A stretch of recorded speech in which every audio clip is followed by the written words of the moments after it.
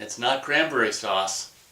Hi, huge movie fanatic Nate coming at you with a review for a movie slash Blu-ray review of well, I guess it was shot in the early 80s and not released apparently until the late 80s, the fantastic 80s slasher genre title called Blood Rage, or Slasher, or Nightmare at Shadow Woods. This movie basically had at least 3 titles.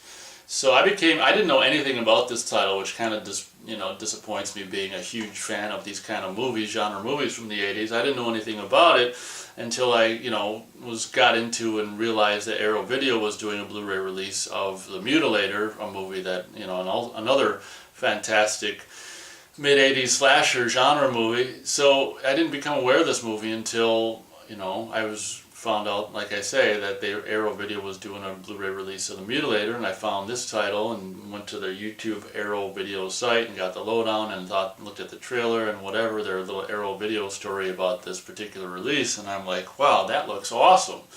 And at first it looked like a movie. It's so goofy. It looked like a movie that was shot. It looked like a movie that was shot now to replicate a movie from the 80s. It plays so goofy that it's just so goofy. But anyway, this is my review of the movie and the Blu-ray. First of all, the movie is just absolutely insane in the best way possible. It's just everything you could want from WTF cinema. And it's amazing that this movie existed for so long and I didn't know anything about it, and it's very disappointing and depressing. I mean, I could have died and never having seen this movie, and that would have been the ultimate, travesty of mankind. I mean, Blood Rage, aka Slasher, aka Nightmare at Shadow Woods. What can I say? It's amazing. It's just, oh my gosh. First thing right off the bat, when you start the movie, the music is unbelievable, and I was going to research it and see who did it, because a lot of it sounds like the music from Sorry House Massacre 2 and or Revenge of the Ninja, and I didn't know if it was the guy who did one or both of those titles or anything. Probably not, but sometimes it sounds like the music from any one of those 2 movies and probably the others. But right off the bat, when the movie starts, I'm talking about the actual Blood Rage movie featured, the main title featured on the Blu-ray. When the movie starts, it opens up with this fantastic dusk shot of a drive-in sign and drive-in cars slowly going in at dusk and of course that's just awesome. Movie starts at a drive-in, and basically, was it 20 years ago or 10? I think maybe it's 10 years earlier. It starts in 1974. This movie, of course, was shot I think in 73 or 83 or 84. So the opening starts in 74, where at the drive-in, and it's just this music so awesome, and you got, I think it was Ted Raimi's very first on-screen appearance as a guy in the bathroom selling condoms to this one guy who buys some condoms, or I think he buys 1 or 2 condoms. It's just really cool. The movie starts out with this really cool drive-in, scene where it's just, the music's awesome. This is the opening credits scene. We're just seeing this guy getting popcorn and condoms, the necessary things for a drive-in movie. And then it just shows all these various couples just kissing, making out, doing what, the cliched thing of what couples do at a drive-in. And what ends up happening is this movie basically stars or features, I don't know if it stars, but anyway, it features this, what's her name? I can't remember. I don't know if her name's on the back of this or not.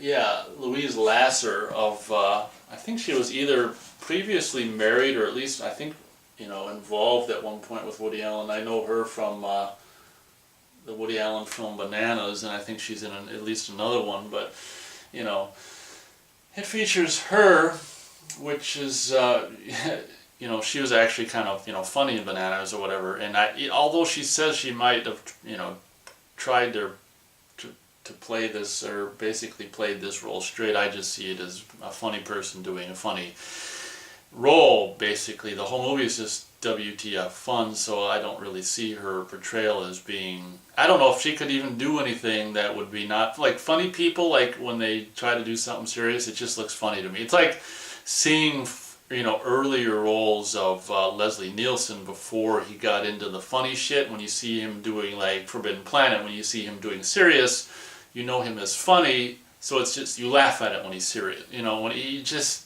Yeah, so that's what it is. So this movie features and/or stars Louise Lasser as this mother at the beginning of the movie of these two kids who are probably like 13, 14-ish at the beginning, and she's making out with this guy, and they're in the what's it called, station wagon in the back with their little toy gun, and they're supposed to be asleep, but the kids sneak out after the beginning credits roll, and they sneak out and just goes and looks at this guy in the car who bought the two condoms, and he's using one of them at the time, and he's screwing this girl in the back of the seat, and it's just this fantastic scene where this one kid takes an axe from the back of some other drive-in movie patron's truck, carpenter's truck presumably, and hacks this guy's face, and the uncut, the uncut version is just like wow, and the makeup effects done by this guy Ed French, who apparently did stuff for Terminator 2, went on to do stuff from Terminator 2, but the makeup is absolutely fantastic. The music and the gore when he's getting hacked in the face with this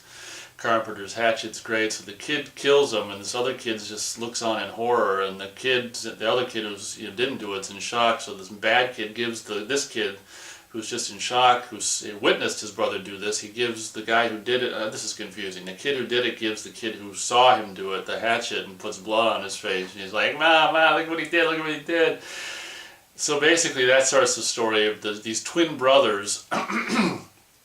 One of them kills, and one of them's catatonic from witnessing the murder, but the murder is blamed on the one who witnessed it, ironically, by the one who did it. So in a fantastically amazing drive-in, the movie that begins at a drive-in, which I wish it would have lasted longer at the drive-in, because it's a fantastic atmosphere in the beginning of the movie, and in my opinion, it would have been nice to have the movie take place a little longer there, but whatever. We cut to 10 years later, 84. Something like that. Louise Lasser, the mom, is now bringing the catatonic son, who actually witnessed the murder, who all along they thought did the murder. It's Thanksgiving, so... and all these years I thought there wasn't a Thanksgiving horror movie, although this isn't anything about the holiday. It just happens to take place, kind of on the holiday. But, all of these years I thought, I never had a movie except for Trains, Planes, and Automobiles to watch. And Thanksgiving. Now there's two movies for Thanksgiving. So 2016 Thanksgiving, you can be sure I'll be watching Trains, Planes, and Automobiles, and also Blood Rage. So brings her, brings her son, the one who didn't commit the murder but is presumed to have done it, this little piece of whatever pie. And anyway, I'm not going to do a beat by beat, but fantastic, perfect WTF, what the fuck cinema. Absolutely amazing. We go on to, obviously, the kid who actually killed is just out roaming free, and meanwhile the brother, having been shocked into catatonia 10 years earlier, has basically spent probably this whole 10 years just in catatonia, and finally starting to remember, in fact, that it wasn't him, that it was his brother who had done all this stuff and whatever. So basically what happens is, pardon me, Louise Lasser, the mom, brings, the crazy, well, I always want to call him crazy, but he's not crazy, he's not the one who killed, but brings the brother that presumed to have killed pie, and it goes badly, and he throws it against the wall, and comes home to see the other brother. Of course, 10 years later, the twins are played by just one guy, fantastic guy. I don't think I've really ever seen anything before or since, but this guy just is perfect for this role, an absolutely fantastic guy. And the girl who plays his girlfriend, I think, is so funny in this movie, and just, oh my gosh, it's just, I'm so glad I've seen and I have this movie. I just obviously did a blind buy because it just, in the trailers and stuff, it looked just so amazing. And basically the movie's about, shot and made in Florida, and basically about this apartment complex where Louise Lasser, now, the mom of these two twins, is with, I think it's a different guy 10 years later, the manager of this apartment complex, and they have this stupid ass lame Thanksgiving meal with I don't know how many people, not many, and it's just like a couple neighbors invited, and the kid, the kid who actually killed the guy at the beginning of the movie, and his girlfriend and mom and her boyfriend, and they, in a very funny way, announce that they're gonna get married, and I think that's what sets this kid off on a killing spree. What's so great about it is it doesn't really matter what the hell the reason for him going on a killing spree is. Anyway, long story short, he just goes on a killing spree. At the same time, I can't remember, yeah, it was like moments after that announcement of them getting married, mom gets a phone call that the other brother, the one who was presumed to have done the killing at the beginning, which actually just didn't and witnessed it, had escaped from what they call, or what she calls, the school, which is actually just a mental house or whatever.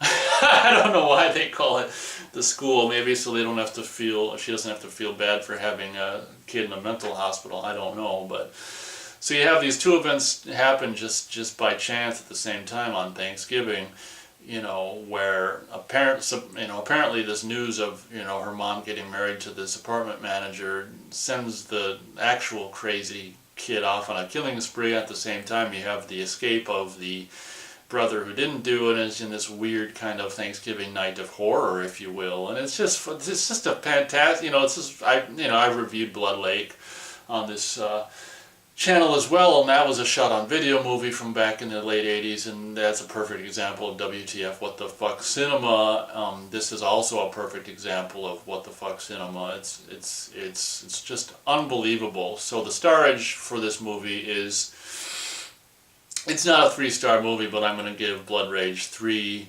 out of 4 stars. 3 stars out of 4, just merely for absolute cheese.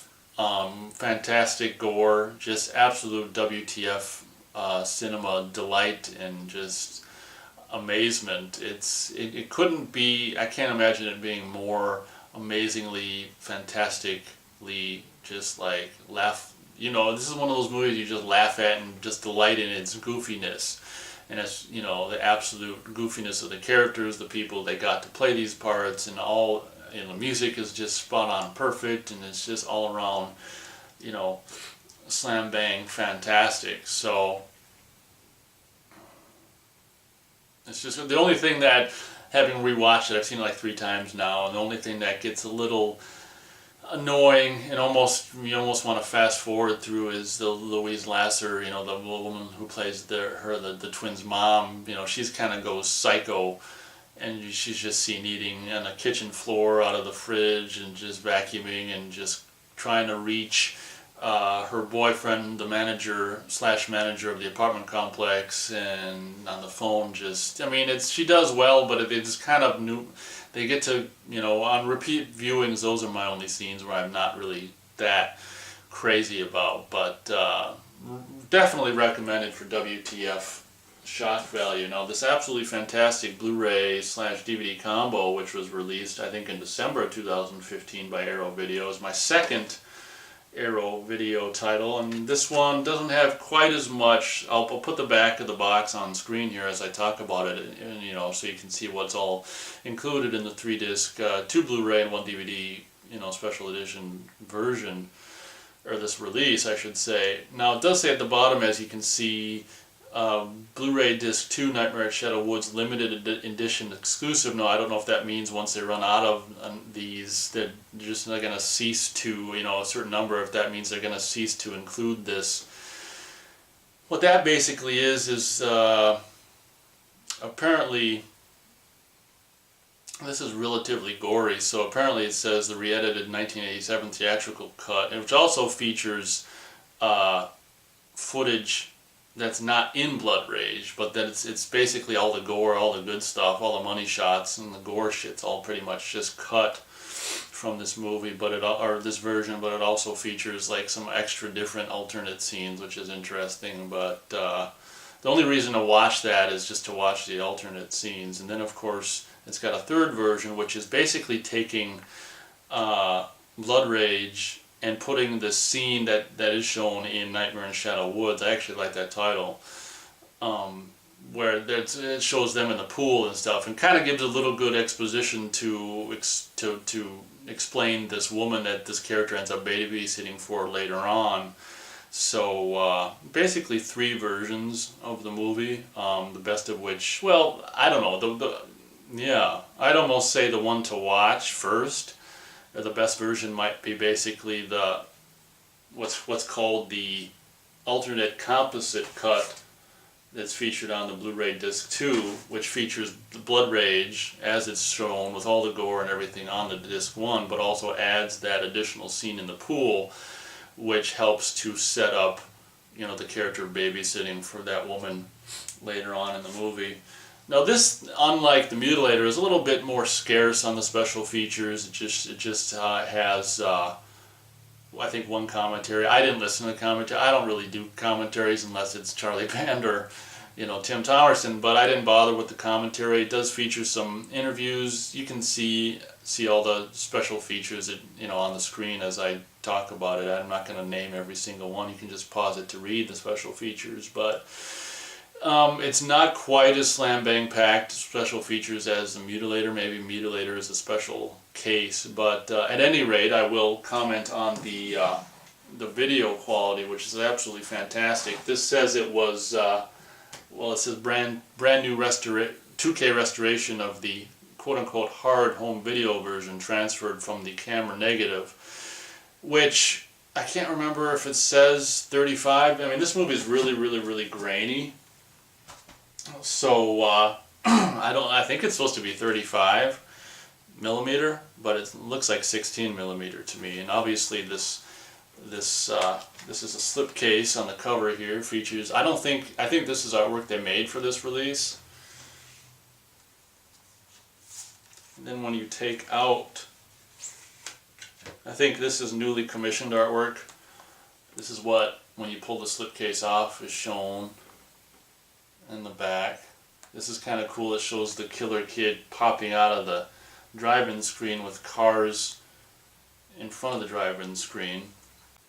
And then it has the option to flip the artwork over with fantastic reversible artwork, and to display the, I did some research online, and apparently this was the original.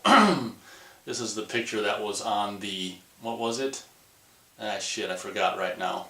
The video, home video. I was trying to think of the outfit that put out the home video version, but I think it was Prism who put out the movie on VHS. I think this is the VHS cover, and you just got the normal, probably the same back, but with the original video VHS artwork. I think I like, well, I don't know, I like all the artworks.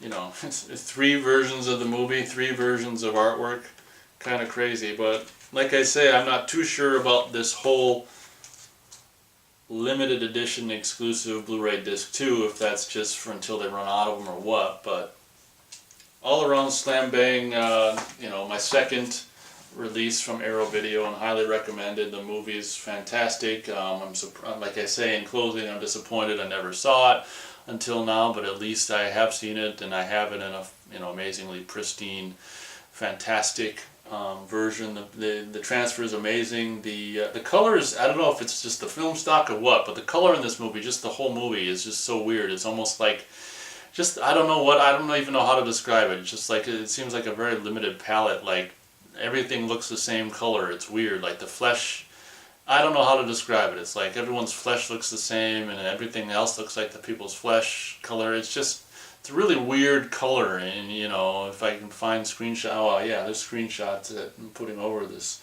review. But if you see the screenshots, you know what I mean. Or know what I'm talking about. It's just the color in this movie is so weird. Like yeah, I don't even know how to put it in words, but highly recommended. You know, WTF Cinema.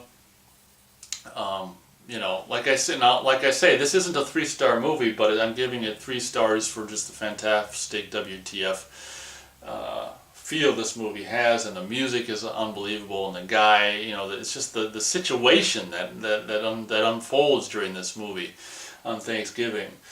At this particular apartment complex is just unbelievable, and it's a hoot. The movie's a hoot, and you know, and it's just, now it's out on this fantastic, you know, Arrow Video Blu-ray / DVD combo release for high definition, you know, viewing pleasure. Looks absolutely fantastic. I mean, you got grain. For those grain fans out there, I'm a grain fan. For those people who like grain, film grain, you're gonna love this Blu-ray. I'll tell you that right now.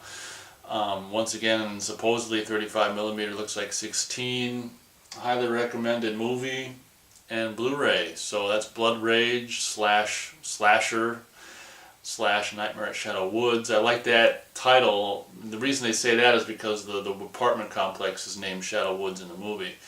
The funny thing about the actual movie, just like the Blu-ray release of The Mutilator, it doesn't feature the title Blood Rage. It features the title Slasher on the actual, disc 1 Blu-ray release of the movie. Apparently the movie at some time originally was called Slasher, which is such a stupid title, I think, for a slasher movie. It's almost like we have we just finished shooting and cutting this sci-fi movie. What the hell we never had a title the whole time we were writing it or filming it or editing it. I don't know what the hell to call it, the sci-fi movie we just made, and having some genius producer guy go, I know, we'll call it sci-fi. It's just weird, that a movie was ever called Slasher. But Blood Rage is a pretty cool title. Like I say, Nightmare at Shadow Woods is a pretty good title as well. But at any rate, 3 titles, 3 different versions of the movie, and 3 different artworks for the covers. So, very interesting. So this Thanksgiving, it's not cranberry sauce. Thank you very much for watching, and I'll catch you next time.